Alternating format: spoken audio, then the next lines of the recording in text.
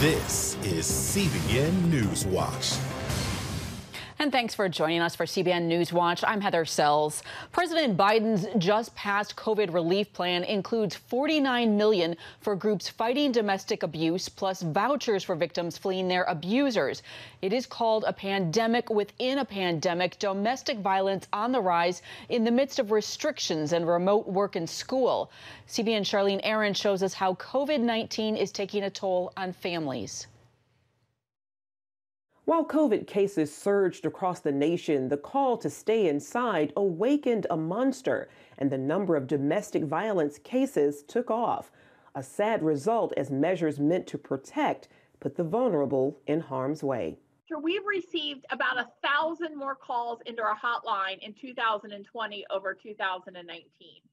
So there definitely is a rise in domestic violence. People are home from work. Abusers are often home from work now in the quarantine. Money's a little bit tighter. That often leads to some domestic violence issues. So all of those things have added to sometimes already precarious situations that women are in. Red flags went up almost from the pandemic's beginning. Then police departments nationwide reported on the numbers of domestic violence cases. An 18% spike in San Antonio, 22% in Portland, Oregon, and a 10% increase in New York City. Deborah Epperson of the Help and Emergency Response Shelter in Portsmouth, Virginia, says COVID restrictions have prevented victims from getting necessary help. They have been secluded from their family and their friends. They can't, often an abuser will keep them from making those phone calls. They can't visit, so they can't seek any help. Tika Washington of Spokane knows the situation all too well. She endured years of physical and emotional abuse at the hands of her now ex-husband. I can remember when I first left him, I came back several times because I was homeless with my kids outside sleeping at bus stops. He choked me until I almost died. My son had to pull him by his hair off of me. The mother of two once had a gun placed in her mouth, experienced a broken eardrum, and spent 2 months in the hospital while pregnant with her second child. She says childhood abuse left her vulnerable and unable to break free. Leaving that situation and not having a father there, having that family feeling, you're going to go back to what you know. Epperson calls it a common problem. It's the hardest step to leave, but it is nothing that you will ever regret leaving and starting fresh, especially if you have children in your family. After desperate prayer, Washington began her journey to freedom 3 years ago. I literally remember sitting on the bed crying I was like, Jesus, please, help me. And I've never ever done that until that point. I was like, please, God, take me out of the situation. A week later came an offer for housing through a Christian residential program. Since relocating, she is involved in a local church where she and her 2 children have found fellowship, hope, and healing. That whole church has loved on me and my children and helped us, and God every day carries me. And when I sit back now and look at my life, I still have a long way to go, but I can imagine where I was 4 years ago. Every time I need something, every need is met. I really just wish people would understand how much Jesus loves us. Jesus is never changing. He's always there. Her message to those trapped in abusive relationships? And that fear that you're holding onto, Jesus is the only answer to give you that peace. Just take the jump and just to leave. If you or someone you know needs help, call the National Domestic Violence Hotline at 1-800-799-SAFE. Charlene Aaron, CBN News. Some progress to report in the fight against COVID-19. 7 out of 10 Americans over the age of 65 are now vaccinated. However, only 25% of adults overall have received their shots. Today, government health leaders encourage people to get vaccinated as soon as possible and to wear masks and socially distance until they're fully protected. Case numbers have plateaued nationwide in many places or increased slightly. We are at a critical point in this pandemic, a fork in the road, where we as a country must decide which path we are going to take. We must act now, and I am worried that if we don't take the right actions now, we will have another avoidable surge. Meanwhile, the U.S. may soon have a fourth vaccine. The drug maker AstraZeneca has announced its U.S. trial showed its vaccine is 79% effective at preventing symptomatic disease and 100% effective against hospitalization and death. The company plans to request emergency use authorization from the FDA next week. Well, the crisis on the southern border is worsening, with more than 15,000 migrant children now in U.S. custody. A new report shows the Biden administration is spending $86 million to house immigrants in hotel rooms. President Biden said Sunday that he intends to travel to the southern border at some point, but says he's in no rush because he knows what's going on there. Homeland Security Secretary Alejandro Mayorkas continued to call the situation a challenge and not a crisis, and blamed the Trump administration for it. The border is secure. The border is closed. It takes time because the entire system was dismantled. Former President Trump released a statement Sunday saying we proudly handed the Biden administration the most secure border in history, and that it has turned a national triumph into a national disaster. Meanwhile, Texas Congressman Michael McCall says the situation on the border is going to get worse. The message is coming back that, hey, we got a new president. Come on in. We're open for business to the traffickers. And I predict 1 million people trying to get into this country by the summertime. And for more on what's happening at the border, we are joined by Matt Sorens, the U.S. Director of Church Mobilization at World Relief. Matt, thank you so much for joining us. Happy to be here, Heather. Matt, the Homeland Security Secretary was very clear yesterday, saying that the U.S. is expelling families and single adults at the border, but not children. Is this, in fact, creating a family separation crisis all over again? You know, I think that that's a legitimate concern that I don't think it's the intention, of course, but by turning away asylum-seeking families under the authority of Title 42, which is a public health law that was put into place last administration and is still in effect, it could incentivize some very desperate parents to send their kids across alone. So we've said at World Relief, we think it's good that we're no longer, as a country, expelling children back to situations of danger, potentially to traffickers. We asked for that, and we're glad that they're not doing it anymore. But by still continuing to expel families and single adults who are seeking asylum, rather than processing those cases, it could have some unintentional effects and lead to the current challenges at the border. Yeah, well, and that's what I've heard reports about it. They're calling it la separación, and just saying parents are feeling like they have no choice if they want a better life for their kids. They're sending their kid over. What do we know about how these children are being cared for right now and what their future looks like? Yeah, it's important to understand there's a series of steps that's supposed to happen here. So under the U.S. law, a child who's apprehended and is by themselves should be turned over to the Department of Health and Human Services within 72 hours. There's been various points over the last several years, back in 2014 and 2016 and 2019, and now again, where that's not happening, where children, unaccompanied children, are being backed up in Border Patrol facilities that were made for single adults, that are basically, jail-like facilities. And we think that that is an incredibly troubling place to be holding on to kids. But again, the solution isn't send them back over to the potential traffickers over the border. It's to rapidly increase the capacity within the Health and Human Services infrastructure, where children can be cared for temporarily in a shelter setting that's designed for kids, but longer term by families, hopefully their own family. Many of them, more than 80%, have a family member in the U.S. And in cases where that's not possible, by a licensed foster family, while they wait for their court hearing, which is what's supposed to happen under the law, to determine if they qualify to stay in the United States lawfully, permanently, or not. Matt, what do you see going forward? Do you expect these large numbers of family and of children to continue to arrive at the border? It's very possible. I mean, I think it's sort of a perfect storm of really devastating situations in Central America. Several hurricanes in the last few months added to the extreme poverty and the violence that's already been there, exacerbated then by the COVID shutdowns. Lifting of COVID shutdowns could help, but they're not getting vaccines in Central America nearly at the same pace that we are here in the United States. But what also could help is just making sure that pipeline of making sure there are enough foster families for the kids who need them, making sure that Health and Human Services has the infrastructure, the beds in appropriate care for children, and at the same time addressing those root causes in Central America. And the U.S. has an important role to play there as well. Is there any way for people of faith to help all these children coming over? Yeah, I mean, certainly many of the foster agencies like Bethany Christian Services that are working with the U.S. government to care for kids who need foster care are Christian organizations that would love to work with Christian families towards that end. Of course, that's a very high commitment level. There's also organizations like World Relief that will be helping support those families and any immigrants in various parts of the country. And people can volunteer where we have U.S. offices for World Relief. And then again, working with partners in Central America and with ministries working along the border to provide some of that short-term care as well. All right, a lot going on. Matt Sorens, thanks for following it, and yeah, all your insights. We appreciate it. I'm so glad to be here. Well, turning overseas, a big day in Israel tomorrow. Israelis will vote in their fourth election in just 2 years. And once again, it is a referendum on Prime Minister Benjamin Netanyahu.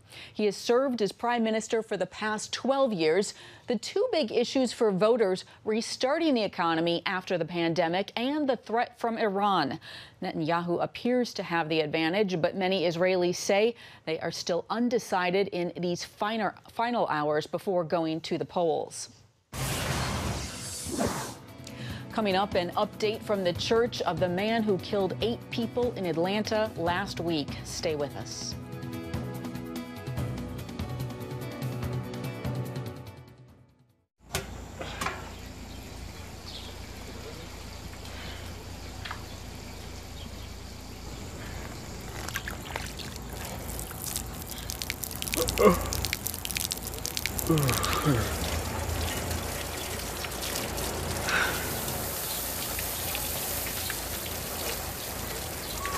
Life is better with a good night's sleep.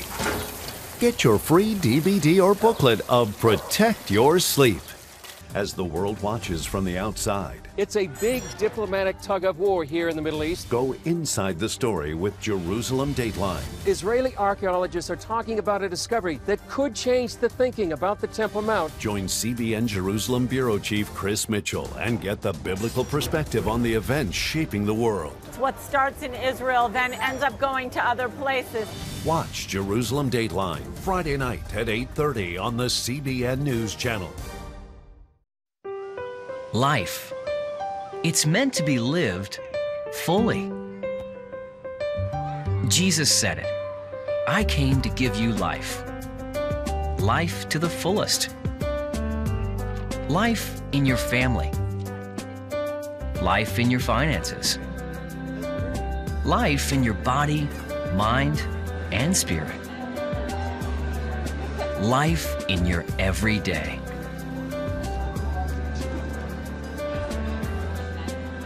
At CBN.com, we're taking what Jesus said seriously. We're here to help you discover life. Life.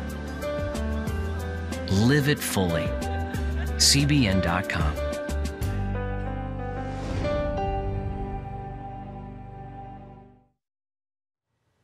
Crabapple First Baptist Church in Georgia says that it has removed Robert Aaron Lawn from its membership. He was charged last week with killing 8 people in the Atlanta area. 6 of them are Asian women. The church wrote in a statement it can no longer affirm that Lawn is truly a believer in Jesus Christ and pointed to his act of rebellion against God and his word. The church asked for prayer for the families of the victims and for Lawn and his family. Mississippi Governor Tate Reeves has signed the Down Syndrome Information Act, known as Hudson's Law, named after a toddler with Down syndrome. It requires doctors to provide educational information to parents whose children are newly diagnosed with Down syndrome. Hudson and his mother helped lobby for another law last year that would not allow discrimination abortions for babies due to race, sex, disability, or genetic makeup. Sue Leibel with the pro-life Susan B. Anthony list says parents deserve to know that 99% of people with Down syndrome live happy and fulfilled lives. No child should be deprived of the right to be born, especially due to a disability. This is no less than modern-day eugenics. Well, a new book, Secular Surge, by 3 political scientists argues that the mixing of conservative politics and religion has resulted in the rise of the nones, that is, people with no religious affiliation. Pew Research shows a 12% decline in Americans who identify as Christians compared to a decade earlier, with 65% of Americans currently identifying as Christian, while those who identify as religiously unaffiliated are at 26%. In Canada, a father is arrested after speaking out against his daughter's gender transition. Since 2018, the unnamed man has been in and out of court arguing treatment with gender reassignment surgery should be approved by both parents. His daughter's mother approves of the transition, and the courts ruled in her favor. They say the father could not voice his opposition and cannot pressure his child to change course. You can find the full story at cbnnews.com. Still ahead, working to stop a stark humanitarian crisis in Yemen before thousands die needlessly.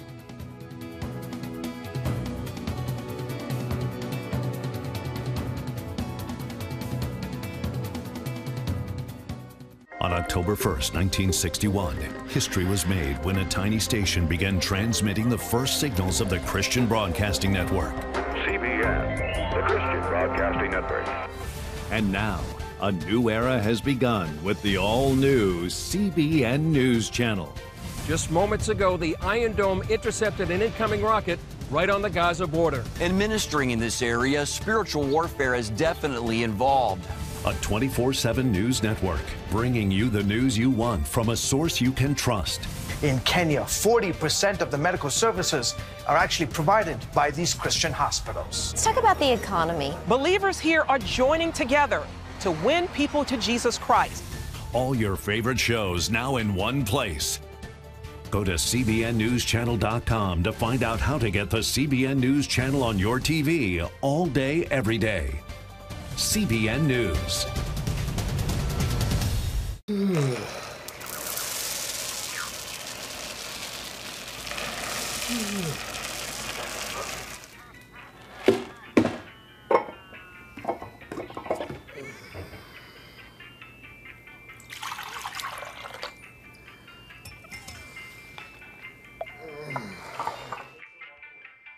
Life is better with a good night's sleep. Get your free DVD or booklet of Protect Your Sleep today. Life. It's meant to be lived fully. Jesus said it. I came to give you life. Life to the fullest. Life in your family.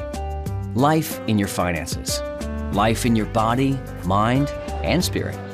Life in your everyday. At CBN.com, we're taking what Jesus said seriously. We're here to help you discover life. Life. Live it fully. CBN.com. In Yemen, a humanitarian crisis is getting worse as regional players discuss ways to end the conflict. CBN senior international correspondent George Thomas is following the latest from there. George. The fighting, Heather, on the tip of the Saudi peninsula continues to escalate. This as Riyadh offers an initiative to try to end the fighting, which would include a nationwide ceasefire. Still, Iranian-backed Houthi rebels are stepping up their attacks on the government-held cities in the north, the fighting forcing hundreds of thousands of people from their homes, many of the displaced cut off from food, water, and other daily needs by the fighting. The head of the World Food Program told me recently that millions could be at risk in coming months. Take a listen. You just got back from the country. Tell us the situation there. George, it really is catastrophic. I mean, 6 years of war just destroying the innocent victims of this conflict. And that's what we're looking at. It was just atrocious. It's hard to believe that that's happening in the modern world today. What do you mean when you say the situation is totally man-made? Well, it's man-made because it's nothing but men fighting. It's not a natural disaster. It's nothing but conflict in the worst way possible. And so after 6 years of war, we now have, this is a nation of 29, 30 million people. 16 million people don't know where the next meal is coming from. We feed about 13 million, and out of that, 5 million of them are knocking on the door of famine.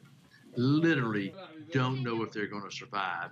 We need about $160 million per month just to avoid famine. And we're running out of funds and we're running out of fuel. The UN Secretary General recently said that if you don't feed people, you feed conflict. Talk about the correlation between the two.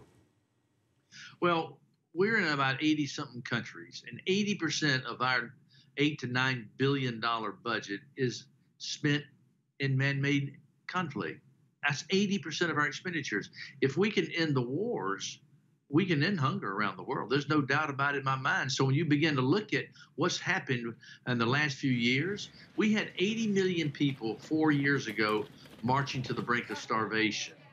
Pre-COVID, that number had gone from 80 to 135. Post-COVID, that number is now 270 million. But the jump was based upon man-made conflict. And now compounded with COVID, you really have a hunger pandemic, famines of potential biblical proportions as we're facing right now in places like Yemen. And if we don't do something about it, you're going to have at least one of three things. You'll have famine, starvation. 2, you'll have destabilization of nations. 3, you'll have mass migration. And we have a simple solution. We have a cure for starvation. It's called food. When Jesus said, when you didn't do it to the least of me, these you didn't do it to me, I never really appreciated the breadth of what that meant in terms of loving your neighbor until I traveled from country to country to country and seeing the children, the image of God. It's heartbreaking to see this happening when it's primarily man-made, and we have a solution. And so with the wealth that we have, with all the successes of businesses and men and women around the world, we got to love our neighbor. And this is the time now to show that faith. No matter where you are, you can make a difference in the world today. David, thank you so much for coming on the broadcast. Appreciate all that you guys do at the World Food Program. Thank you, George. Please be in prayer for these people. Heather, as I mentioned, there's news today of the Saudis suggesting a ceasefire. Yeah, and terrific interview there with David Beasley. Great to see that he's a believer. What can you tell us about this ceasefire? Might it indeed make a difference or happen? Yeah, we're not quite sure yet. Here's what Saudi Arabia's Foreign Minister Prince Faisal bin Farhan Al Saud said today. He said that part of this agreement would impose a nationwide ceasefire under the UN supervision and would include opening the critical airport in downtown Sana'a, as well as restarting political conversations between the Saudi-backed government as well as the Iranian-backed Houthis. Okay, and switching topics, U.S. Secretary of State Antony Blinken's tense meeting with top Chinese officials in Alaska is still making news, everything from the Uyghurs to climate change. What's been the reaction in Beijing and Washington so far? Well, President Biden said he was very proud of Secretary of State Blinken, said that he did a fantastic job. Chinese folks back home in Beijing are applauding the contentiousness of the talks. In fact, net Chinese folks took to the internet and praised the Chinese delegation for, in essence, sticking it to the United States. The Chinese delegation coming out with some very, very strong words. Senator Blinken, Secretary of State Blinken, only had about, the opening agreement was that they would each have 10 minutes to talk. He said his piece, and the Chinese delegation went off, basically criticizing the United States and asking the world, is American-style democracy better or is Chinese-style democracy better? Very interesting. And on top of that, the U.S. slapped sanctions today on several high-ranking Chinese officials for human rights abuses. Tell us a little more about that. Yeah, very significant. European Union joining the United States in slapping sanctions on several key members of the Politburo, as well as the security apparatus in Xinjiang province, really sending a message days after this contentious meeting between the two sides, sending a very clear message to Beijing that on the issues of human rights, religious freedom, these are very, very important. And incidentally, Heather, this is the first time that the European Union as a bloc has sanctioned China for the first time under human rights violations since Tiananmen Square massacre back in 1989. Very interesting development. George Thomas, senior international correspondent, thanks for bringing us this story. You're welcome. And coming up next, highlights of game-making history and stories of faith from March Madness.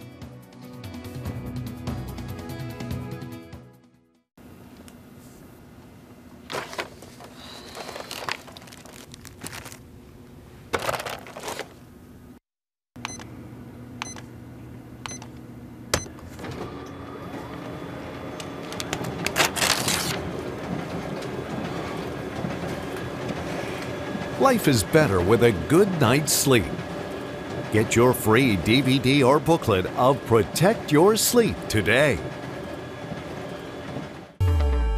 Welcome to Studio 5 Uncut. This is our opportunity to share extended conversations with some of the great guests we've had on Studio 5. You can't go anywhere on the planet and not see the impact of gospel music on popular culture. Now you're a comedian and a Christian. You know, why is that such a baffle? Being an artist who is Christian and an artist who is in hip-hop culture, I'm trying to find my own sound. Studio 5 Uncut. Next. Remember for a moment what it was like to be a child. You believed every story you were told. You saw a world full of endless possibilities. What stories will the world's orphaned and at-risk children believe? We believe the Bible tells the only story truly worth believing. We believe that every child should have the opportunity to dream, the chance to take challenges and turn them into possibilities, the chance to stand on the promises of God, to recognize their place in the greatest story ever told. They have their whole lives ahead of them. Theirs is a world of endless possibilities. They are looking for a story to believe. We will tell them that story. Will you join us?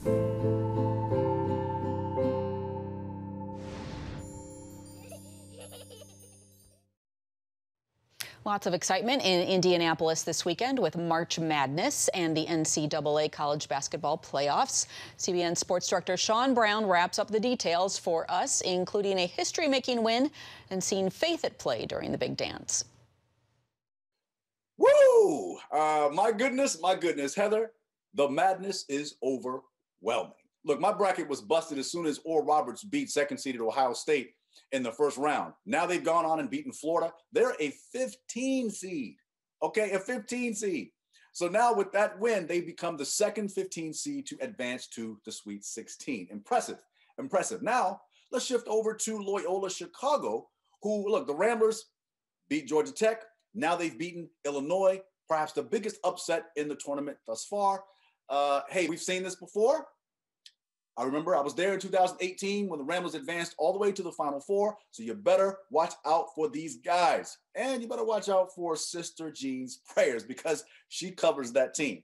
And this is why we love NCAA basketball. This is why we love March Madness, because any team can win on during any given game. Okay? It's the team that shows up. If you show up ready to ball, you show up focused, and you're ready to play as a team, victory can be had. And so we're witnessing this. And so, hey, the madness continues. So stay tuned. Woo! Thanks, Sean. And that is it for this edition of CBN News Watch. Please remember that you can find more of our news programs on the CBN News Channel anytime or online with cbnnews.com. And also, please tell us what you think about the stories that you've seen by emailing newswatch@cbn.com or just talk to us on Facebook, Twitter, and Instagram. We hope that you will join us next time. Have a great day.